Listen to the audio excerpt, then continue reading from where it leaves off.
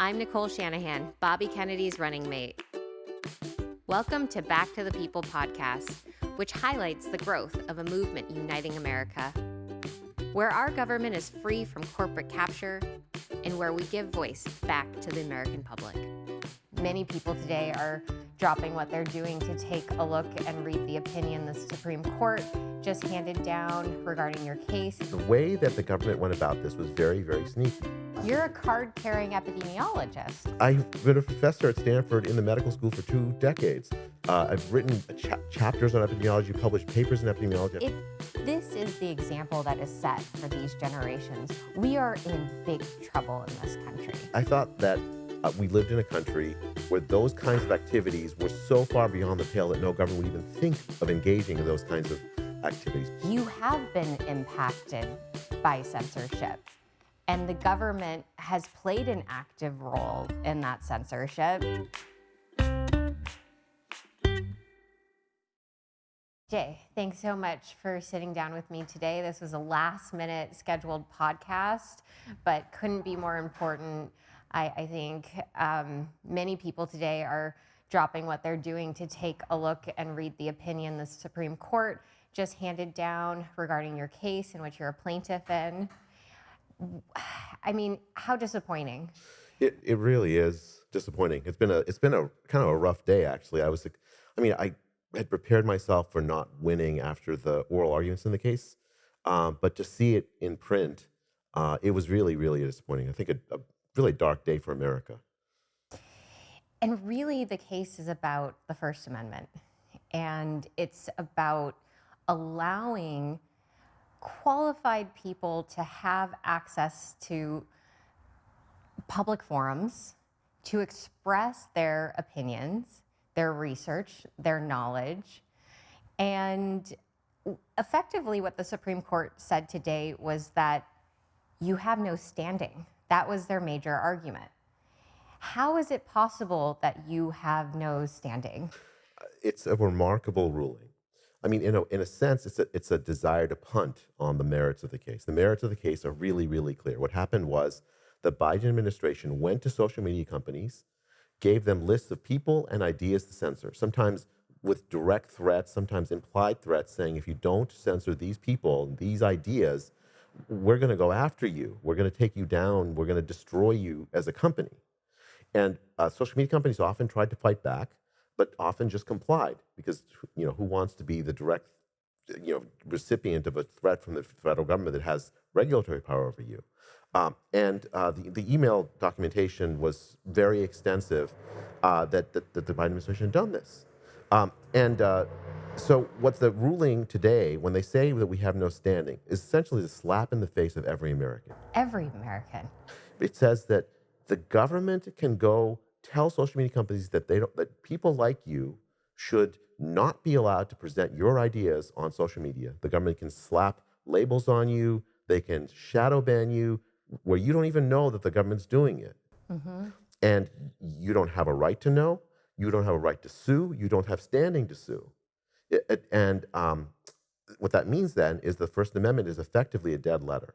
Like there is no one really that has standing to tell the government, no, you've violated the First Amendment. Well, and the government was meeting with executives at these social media companies, and they were actually indicating individuals.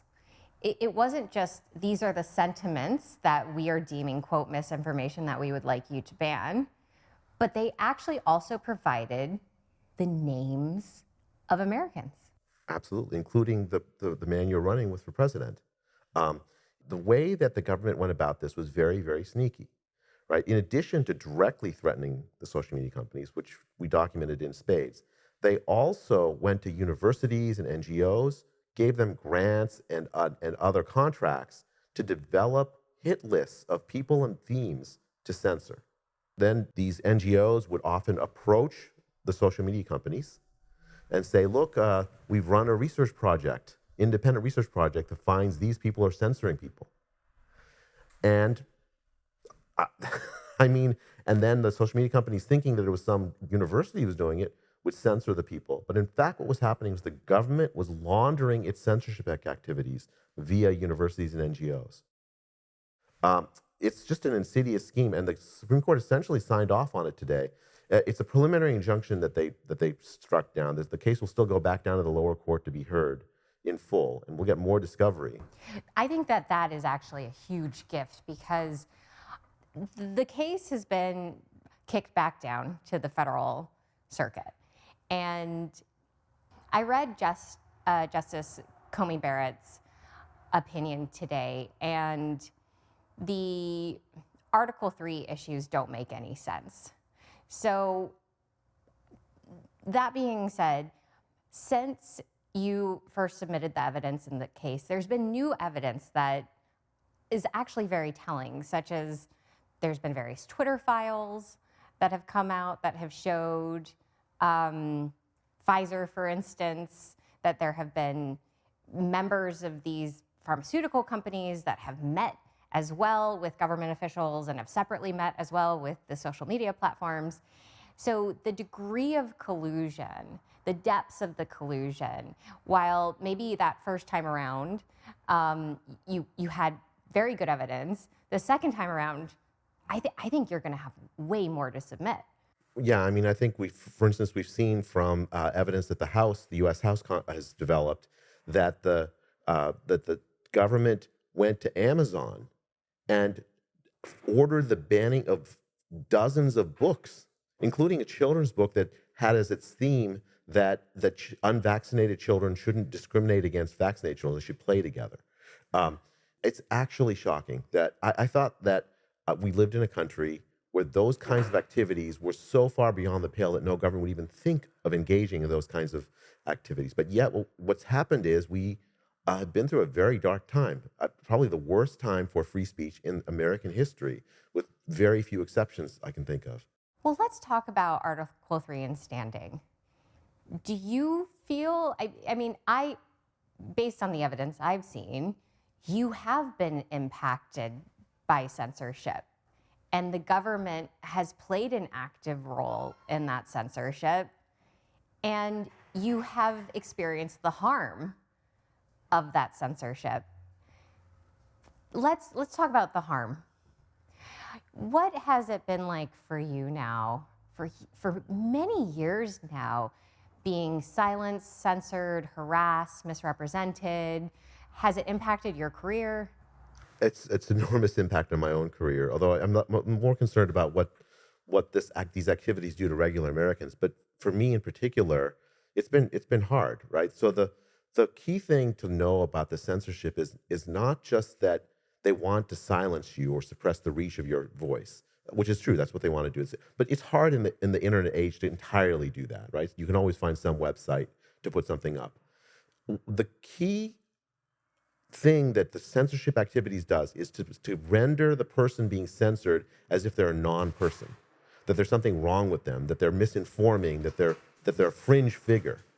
Mm-hmm. When in fact they're not a fringe figure, or they may not be a fringe figure. They may actually be sharing the truth. So there's an element of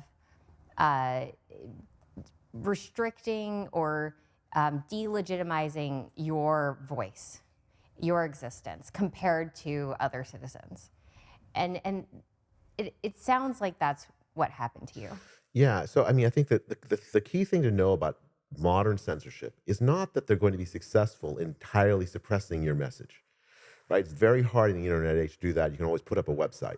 Mm-hmm. The key thing is that they essentially slap a label on you, make you seem like you're a fringe figure when you're not, make you seem like you're spreading misinformation even though you're telling the truth. It doesn't matter if you have the evidence behind you. All that matters is the label they put on you. So that people, when they look at you, say, okay, well, that person, there's something wrong with them, even though they're a Stanford professor, even though they're citing scientific studies, even though the evidence in front of your eyes that closing schools really harms kids. No, that can't be true because the government has put a label on it or has censored it, or maybe you won't even hear it because the person like me has been shadow banned. It damages the reputation of the person as a way to feed into the censorship. Mm-hmm. It's the modern gulag, right? In the Soviet Union, they'd send you to Siberia or something.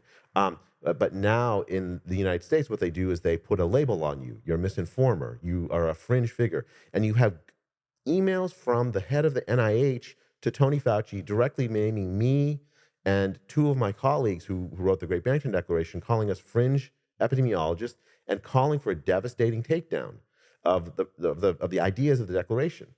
It's hard not to see in that something very, very nefarious. Mm-hmm. If normal citizens, and even qualified normal citizens like me, qualified in the sense of like I studied this topic for a while, are not allowed to You're a say, card-carrying epidemiologist. I've been a professor at Stanford in the medical school for 2 decades. I've written chapters on epidemiology, published papers in epidemiology. I've sat on PhD dissertations about. I mean, but it doesn't matter, right? Anyone who has suffered from the harms of lockdowns are expert in lockdowns, as far as I'm concerned, and their rights were violated just as mine were. Mm-hmm. And what it means is that no one can criticize the government effectively if the government has such a power, even when the government does wrong. Mm-hmm. And that's exactly where we are. It certainly feels that way. It's how our campaign has been treated. It's been delegitimized. We've been labeled. Never in my entire life have I been considered fringe. I am one of, if you ask anyone that grew up with me, I have always done my homework, submitted it on time. I followed all the rules. I dotted all the I's and crossed every T. And I'm sure you did too. So to be so quickly labeled and tagged, and they're doing it now in Google search results as it relates to news articles, but there are these now automatic tags that show up under the article. And one of them under a New York Times article that I'm in has me tagged as purveyor of conspiracy theories. I mean, this is insanity. I mean, it feels like a fascist crackdown. I was actually just chatting with my mom yesterday of what growing up during the Cultural Revolution was like, when there were warring schools of thought and there was a massive crackdown on anyone who spoke out against Mao and spoke out against and decried the Cultural Revolution. And this is it feels like we're right in that zone right before more aggressive actions begin. But to be deprived of the first amendment, that first piece of the Bill of Rights, the part of the Bill of Rights that enables all the other parts to come into function and to come into power, to have that piece, that foundation, most foundational piece, to be taken from you the Yeah. way it has been. And now to have the Supreme Court, the highest court in our nation, say that you don't have standing. Yeah, it's just dehumanizing, right? So what they're saying is that you are not fit to join the conversation. Again, it doesn't matter what evidence you have. It doesn't matter whether it's true or false. In fact, in the evidential record we found in the case thus far, the government censored true information about vaccine injuries, so that vaccine injured people couldn't speak to each other and try to share resources. Um, they censored true information about the importance of immunity after COVID recovery. Uh, they censored real science because it was inconvenient for the narrative that the government wanted to push forward. They dehumanized people that spoke the truth. And I think it's interesting, the social media companies' role, right? So social media exists in part because they have protections from the government against defamation suits, right? There's the Section 230 protection that of the Communications Decency Act that says, look, I'm allowed to post stuff on Twitter, but if I say something wrong or defamatory or whatever, nobody can sue Twitter, or I guess X now. No one can sue X for my posts, right? That Section 230 protects it because X is not a publisher. Facebook is not a publisher. But essentially, what the government is doing is they're saying they're telling all these social media companies, you need to act like publishers, censor these people and these ideas. Well, they're stuck in this strange place. Are they a public forum for speech? That's an important question. If you were to camp out in front of City Hall and just speak to whomever came by, they, presumably you wouldn't have your speech limited in that forum because it's a public forum. Um, Public radio, that's a public forum. But then it comes to the question of if the censorship is baked into those forums, like say you couldn't physically get to one of these spaces to have that kind of speech, or it was limited also if the head of NPR limited what kind of speech would go out on public radio, which now we're realizing it does. But regardless of that, when we think about the internet as a place for speech, as a public forum for expression, the idea that somehow you could be deplatformed or silenced because of these caveats on different corners of the internet, right? X is its own corner of the internet. Google's one version of the internet. DuckDuckGo is another version of the internet. And there's no standards across, or there shouldn't be standards. These should be all able to freely operate. But when it comes to be that the big providers, the big forums for conversation are now being subjected to government censorship, it has a chilling effect on the entirety of the internet. Yeah. And if people aren't informed as to where the government is involved and where it isn't involved, they don't know where to find truth. Yeah. And that's exactly the situation we're in today. People are having a really hard time navigating the internet to find something that they feel confident in. I think it's interesting because I've seen some alternate platforms rise up and fall because they become echo chambers, right? So you have like competitors to X, like Threads that Microsoft, what I guess Facebook, Meta tried to put out, and you go on it, and the conversation that happens there, it's just boring. People aren't interested in that because the truth does not emerge out of an echo chamber. The reason why platforms like X survive is because they're not echo chambers, places where people who disagree with each other can interact, not always in the most polite way. And it can be hard to get truth out of any platform, really. And of course, I think the platforms do have a right to create the rules of their platform for the kind of platform they want, right? So Nextdoor is a social media platform that has its rules. Only people in the neighborhood can contribute to the discussions about the neighborhood. Fine. There's no problem with a social media company deciding, here are the rules we want. And there's a competitive marketplace that decides which of these platforms really bring the attention of the people because it serves the needs of people. And truth emerges out of that messy substrate. Yeah.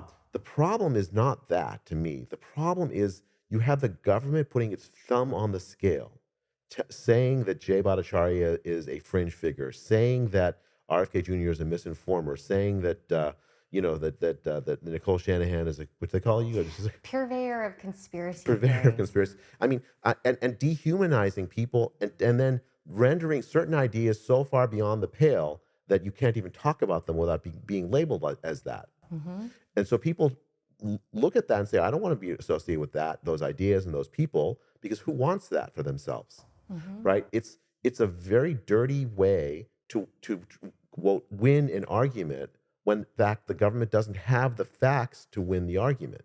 Like if they had come and showed me data from any country showing that lockdowns have been successful in protecting were necessary to protect the public, fine, I would have changed my mind maybe, right? I would have. I mean, that's how reasonable people act, right? So instead, they ignore Sweden, the low excess mortality in Sweden. They ignore the fact that the Swedish people left their schools open. Their kids don't have the learning loss, don't have the depression that American kids have.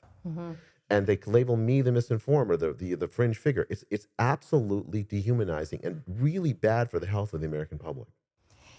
It's interesting because I'm seeing some counter evidence produced by the same groups that were responsible for the censorship releasing data to counter the point that actually there were deaths in Sweden and it was valid that we locked down because the Swedish data that initially was released was inaccurate for X, Y, and Z reason. Have you seen any of these? I mean, the scientific evidence is very, very clear on this. Like the published evidence is very clear. So all-cause excess deaths, once you adjust for the age of the population, are lower in Sweden than almost every other country in Europe, including some of its Nordic neighbors like Finland, Norway.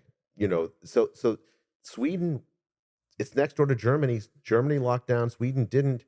It has lower all-cause excess deaths. How do you explain that if lockdowns are necessary? How do you explain that Florida has lower all-cause, age-adjusted all-cause excess deaths during the pandemic era than California does? And they opened much earlier than many of their states. Yep, they opened their schools in fall 2020, and so the scientific evidence has become increasingly clear that the lockdowns were not necessary, and that's a little bit contentious. What's not contentious is that the lockdowns harmed a tremendous number of the most vulnerable people.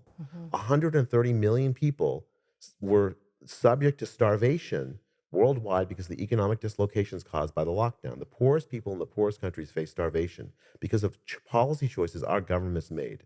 Our children are behind in years in their education, leading to learning losses that will impact their lives for a generation. We've created a generational inequality, and the people that were arguing against those policies were the ones that were censored.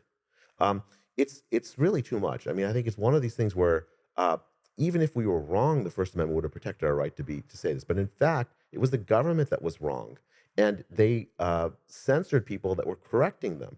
The genius of America is that we allow people to speak. Yeah. And that process leads closer to truth, closer to justice, closer to good outcomes than the alternative, which is this authoritarian power saying, I know best, you must do what I tell you. Well, Justice Alito, who wrote the dissenting opinion, gets it. And it was a fiery dissenting opinion. I mean, he really gets the liberties at stake. And he called it out beautifully in his dissent. That must have felt good to read. It was fun to read that, I have to say. I wish it were the majority opinion. The key idea in his opinion to me is that this is a green light for sophisticated government censorship activities. That it doesn't have, it's no longer a ham-handed, an email from the White House to Facebook saying censor J. Yeah. It can just be, here's some ideas that you should censor. There might be people spreading misinformation like closing schools is a bad idea, and censor those ideas. Well, I think it emboldens the government to send these lists around and it can make suggestions like these are individuals that you should silence. And, the quiet part that's not said out loud is, and if you don't, we will come after you for some violation. Because that's kind of what happened. That's why Facebook, now Meta, today is the most censored platform because of what happened in the 2016 elections, because of Russiagate, because Mark Zuckerberg was blamed for Hillary Clinton losing the election because of Russian interference, and because of, quote, misinformation that spread all over social media during that time that disparaged Hillary's race. And I think that it is a perfect example of why all of these social media companies now feel that they have to comply with these suggestions from the government, because if they don't, they will face, endless scrutiny, whether it be related or unrelated. It just creates a sense of, well, you're on our shit list, and we're going to, start looking at antitrust issues, and we're going to, consider maybe breaking you up, or we're going to hold you liable for, all of these bullying acts. I mean, it could be any number of things that people are concerned about with these platforms, but they'll be the ones in which the government then seems to prioritize as well. If we're going to use our resources to regulate an industry, it's going to be one that, maybe has disfavored a political party. Exactly. I mean, you absolutely nailed it, Nicole. So the key thing that they do is there are a whole range of things that these social media companies need from the government. For instance, the Section 230 protection we already talked about. There's a really interesting finding in some of the discussions that the House has had over this, or the investigations the House had over this, where a head official at Facebook is writing an email saying, "Look, we need the Biden administration to represent us in front of the EU. Yep. The EU has asked for censorship, and they're going to destroy us. They're going to issue all these fines to the Biden administration. An American government really ought to be representing American companies in these kind of international relationships. Not like a private company could do that." And the Biden administration is threatening not to do that unless we comply with these censorship orders, both directly and indirectly. And then indirectly is just as important in many ways, right? They're gonna turn you into the social pariahs. They're gonna bring you in front of Congress and embarrass you if you're the head of the company. And they've done it. Yeah, and they're going to issue fines against you. The power that the government has over these companies is tremendous, and it's very, very difficult for the companies to stand up to the government. This is why what needs to happen is that the government needs to obey the First Amendment. It should not be engaging in these activities. There needs to be penalties against government officials and bureaucrats that engage in this kind of censorship of their fellow Americans. And what I think is really important to make clear is that the government benefits from upholding the First Amendment because it makes them also less liable for the harms committed on these platforms. And that's the trade that I don't think they're seeing right now, is that if it's truly hands-off, it is hands-off also in terms of the government's own liability. And so one example of this, for instance, is should the government, be regulating if there's drugs traded on these platforms? Well, likely through the judiciary, yes, individuals can bring cases. That doesn't go away. If there's criminal activity, those can be brought forward as well. But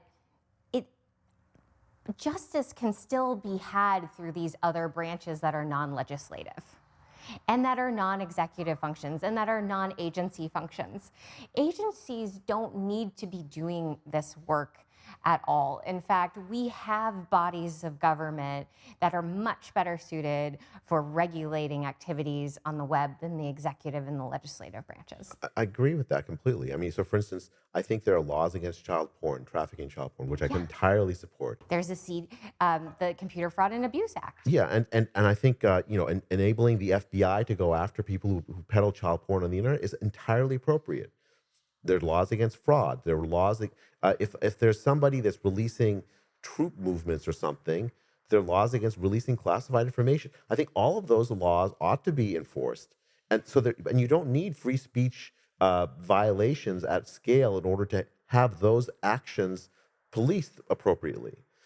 This is not any of that. What this is legal speech that the government doesn't like because it criticizes government actions, that they go to social media companies and say, censor those people and those ideas. It is not consistent with American First Amendment rights for the government to be able to do that. And I entirely also agree with you. It's bad for the government. The government benefits from criticism from the outside because then it can understand what the people that the government is supposed to be serving think about government action, and they can change their minds. They can adjust. If you don't have that criticism, what you have essentially is an autocracy rather than a democracy. It's not a government any longer for the people, by the people, and of the people. Exactly. So just to restate, we have great internet laws. We have great criminal laws in this country. There is no reason whatsoever for the government to be regulating speech on the internet. Because if people are harmed due to that speech, there are remedies. And Absolutely. and those remedies will protect people 100% of the time. So there is zero reason for any government overreach into First Amendment restrictions on the internet. There is no reason whatsoever. And to say that there is, was, or ought to be is a lie. Yeah, I mean, I think that at the very least, the kind of regulation that exists should be uh, constructive rather than destructive, right? So creating a level playing field for different companies to compete, right? Allowing their Antitrust laws will take care of yeah, I that. mean, there's right. The point Yeah. is that there are like I mean legitimate regulations. I think that kind of already exist. They may not be perfect. You can tinker around the edges, but this is not that, Nicole. This is something entirely inconsistent with American like the norms of American government. It violates the spirit of what America is about, right? We have this republic that has survived for more than 200 30, 40, I mean, we're like almost 250 years. 250 years, yeah. And we've done this because we have committed as a people not to suppress free speech rights in exactly the way that we've had free speech rights were suppressed. It's this, an American civic religion that free speech rights should exist. And it can be bruising. I mean, I know what you've been. I can't even imagine what you've been through, Nicole, the last few I months. actually think you can, because I think you've lived it longer than I've lived it. I wouldn't put anyone through it, but I will say it's. I wouldn't. It is dehumanizing. Yeah. It's waking up in a world each day where you don't know what people think of you that you've known your whole life. It turns your entire world inside out. When there's mass messaging around your character, Yeah. when there's negative mass messaging around your mental fitness, right? It really is dehumanizing. Yeah, it's bruising. And I think free speech, if it was just within the context of free speech, fine enough, right? Like you're running to be vice president, that's going to be a very powerful position that you'll have over every American. So every American kind of can have their say. I'm a public figure. People don't like what I'm saying. Fine. In a free speech environment, there are going to be people who disagree with me. Right. Fine enough. So I'm not against any of. I mean, I tell you, it would be nice if people were nicer to me or nicer to you, but that's a different matter, right? It's one thing if people are shouting at you because of something you said or something that was misrepresented. But it's another if they're motivated by a story that was planted by the government in some way or another, or even a story that was planted by a political opponent. And I'm watching the messaging that's coming out against us, and it's very clear where individuals are getting that from, whether it be, the Democrats having like a top 5 list of things that they're criticizing for, and then that's a messaging that gets out on the platforms, and all our messaging is getting censored. Yeah. Right? It's not a fair playing field. That's the key issue, right? So fine, you have people that are criticizing you, but you should have the equal opportunity to respond, To speak. and to have your speech be seen. It shouldn't be suppressed algorithmically by government action, which is essentially where we are. That is exactly where we are, and we can't continue to function like this and still have any faith in our Constitution. And that's really what is at risk here. If the government can send a list and claim that a Stanford tenured medical school professor who is one of the most respected in his field isn't qualified to speak during a pandemic, the exact topic he's an expert in, then anybody can have their speech silenced, and they have. And I've met so many of them now. I've had hundreds of letters sent to me from individuals who have been shadow banned or deplatformed, or have had various government groups influence their institution to investigate them. This is the definition of fascism. I mean, it's a lot of people have written to me in the same way. It's not just that they've been directly silenced, although many people have written to me about that, but also that they're afraid to speak. Oh, there's so many of those. Because of the environment that's Yeah. created by the censorship. And so this is why when people, when we talk, like people say, okay, I'm a plaintiff. In this case, I am a plaintiff in the case, but I don't view myself as representing me. I'm representing the millions of Americans that have been subject to this censorship. I'm representing the hundreds of millions of Americans who are harmed by the policies that the government adopted during the COVID era, could have been changed if a free speech environment had existed. It is absolutely vital that we get back to that. The American Republic depends on the First Amendment still being operative. It cannot be a dead letter. And unfortunately, given what the Supreme Court did today, it feels like it's a dead letter, Nicole. It does. And I spent an hour this morning incredibly sad and incredibly demotivated. But then I realized we're going to get a second chance at this. We can't quit. I played through a simulation in my head of what would have happened had you won today. And in that simulation, I saw thousands of researchers and scientists exhale. I saw the coming few months of just a proliferation of new scientific literature, a boom of productivity and scientific funding and an engaged population. I saw, what else did I see?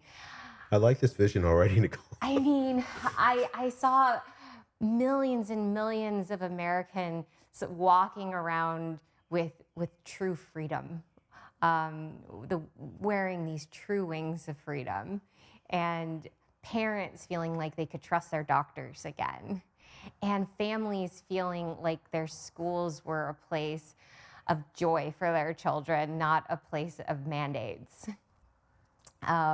So that's the vision that got me out of my, moment of darkness this morning, of hopelessness, and there's still another shot. So the case has been kicked back down to the federal circuit, and there's the two states who are also plaintiffs, Louisiana and Missouri.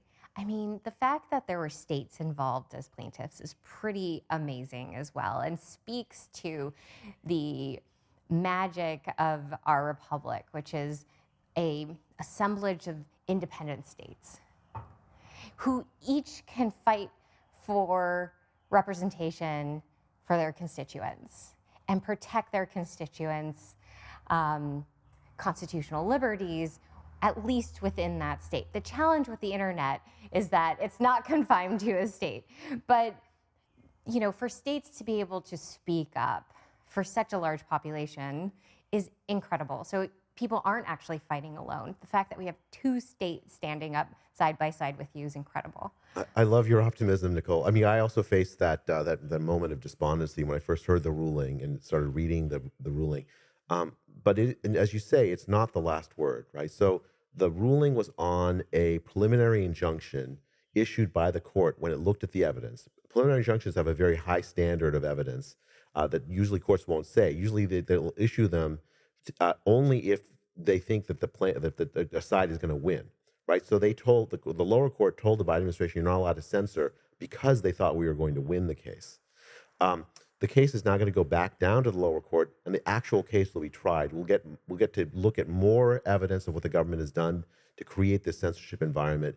We'll have more discovery, and we will have another shot. The more discovery piece is fantastic, because the more evidence we have as to what has gone on here, and more comes out every single day, and we can borrow from what's coming out in other cases. There's so many now. I think there's 5 states that are suing Pfizer for misrepresenting the safety of the vaccine. So there's going to be more and more evidence available over time. There's no lack of will to expose what has happened in this country. And it could be that this is a blessing in disguise, as frustrating as it is, in terms of timing. Because when the first case was tried and evidence was submitted, it was over a year ago at this point, right? Yeah. Yeah, I think we first submitted the evidence in August of 2021, so more than a year ago. The um, the other thing I've seen is there is pending legislation passed by the House already, and I think Hmm. it was Tom Massey that sponsored it, Yes. that essentially tells the executive branch that they're not allowed to engage in this kind of censorship, Hmm. with penalties that will deter government bureaucrats from like censoring their fellow Americans. The legislation is currently pending in the Senate. I have to say, Nicole, I do not have a ton of confidence that President Biden will sign it if it passes the Senate. But this really should be a bipartisan thing. That shouldn't there should not. I don't understand why one group of people, one party says it's in our interest for censorship to happen. Um, and I think it's heartening to have you and RFK Jr. in the race saying that you're against this kind of censorship. I suspect President Trump would say the same thing, but I'd love for someone to ask him. Let's find out. I want someone to go ask President Biden, why do you think this kind of censorship that you implemented on the country is consistent with the high American ideals that you profess? Every politician should be asked this question: where do they stand on censorship?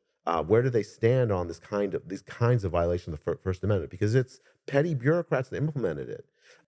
Every elected official needs to be asked where they stand on this, and voters need to vote anyone who says yes, these kinds of censorship activities are good for America out of office. Well, they've taken an oath to the Constitution of the United States. And it's very clear that Alito takes that oath seriously. Those other 6 that voted to strike down this case, I don't know that they are taking the Constitution seriously. And if Justice Scalia were up there, we know exactly where he'd be on the issue. And I actually also think someone like Ruth Bader Ginsburg, Justice Ginsburg, would have also taken the Constitution very seriously in this case. I don't know how anyone could look at you, your background, who you are, and who the others are in this case, and say you are unqualified opinions and you have no standing because your broad deplatforming wasn't proximately caused by the government. I mean, there's so much evidence that the government you were on lists that were submitted to these platforms to be silenced. I mean, the thing is, even leaving aside the evidence in the case, which I think does Mhm. establish my standing, the key thing is, if the standard that the Supreme Court has is that you, the private citizen, have to show a chain of emails emanating from some government bureaucrat to a social media platform saying censor this person. And, I mean, me, the regular guy, doesn't have access to those emails. Mhm. It would be the court that would force that, right? And essentially what that means is that the burden is so high that there's no one capable of actually enforcing the First Amendment. The First Amendment needs to have a general protection implicit within the courts. And when we establish this censorship activity, who has standing? Really, it's every American has standing. Every American has standing. And I think that this issue is actually going to come up over and over again, especially because millennials and Gen Xers live their entire lives on the internet. They rely on the internet for all forms of connection, communication, and expression of self. And for a Gen Xer to be deplatformed is to have their life taken from them. And in many cases now their livelihoods, because people get paid for their content. If if this is the example that is set for these generations, we are in big trouble in this country. Because the effect, you didn't grow up with social media, but the effect on somebody who grew up on social media, who grew up with social media in regards to accessing information, communication with their friends, um, accessing marketplaces and commercial opportunities, you're basically in prison if you Yeah. are deplatformed. It's a virtual prison. It's a gulag. It's a virtual. It's the American version of the gulag, right? That the Soviet Union imposed on its dissidents. Um, and I think that if the First Amendment doesn't survive into the digital age, which I mean, this is a step backwards. Let's be frank. What the Supreme Court did today in that sort of kind of a progress of the United States, then we really don't have the kind of nation that we thought we had, right? With the idea that we have a government that serves the people uh, has implicit within it the right of the people to criticize the government when it's not serving them. Hmm. And I think that's really what's at stake. It looks different in the digital age than it did in, 1789, than it did in, 1865, than they did in 1965. It looks very different, but it's the same principle at stake.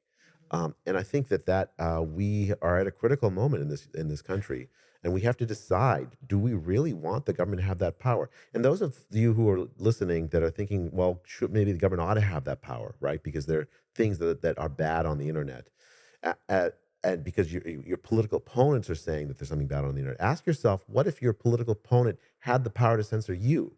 Is that something you want? And Nicole, I think most people, if they really honestly ask themselves that question, will say, no, let's have free speech again. That's the right thing to do.